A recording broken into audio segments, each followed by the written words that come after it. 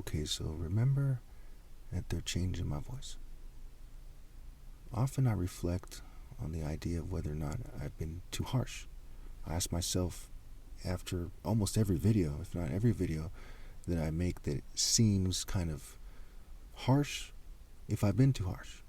I constantly recalculate. Well, let us look at the situation right now. 9 million people are starving to death every year. That's over 25,000 people a day, according to the UN, right? Somewhere around there. And there's people getting raped. 1 in 4 little girls in America is sexually molested before the age of 18. There's all kinds of problems with drugging and homelessness and immigrants that are abused.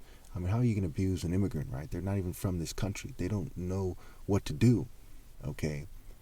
And the exact stance that the world kind of collectively takes, it's like Sodom and Gomorrah, right? There were some people there that were probably like, hey guys, it's not a good idea, right? On a spectrum, right? But it was the boundaries that they accepted and the willingness to harass that man and to harass those angels.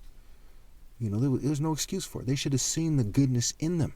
Like when we see in the New Testament where you see the angels, their clothes are shining. There's something about somebody who's good that, you can see in them, okay?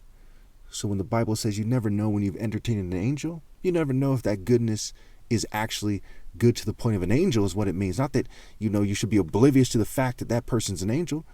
I never heard of an angel, in terms of the spirit in them, right, being conveyed through them. I never heard of the person that's chosen by an angel being some kind of bad person. It just doesn't happen.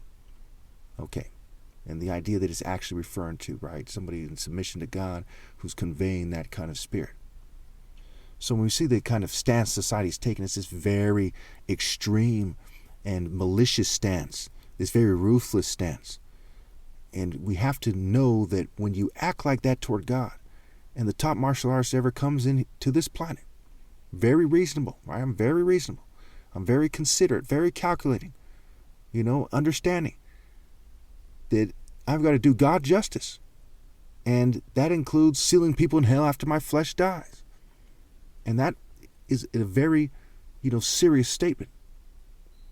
But that's part of it. Without justice, there is no love. You lay the foundation of righteousness and justice, the foundation of heaven, the foundation of God's throne, the foundation of my throne. The throne is established in righteousness, Proverbs 16:12. So have I been too harsh? No. Have I been too gracious? Perhaps in a sense, but I've really been perfect with everything considered. That's the verdict I get in regards to my own actions.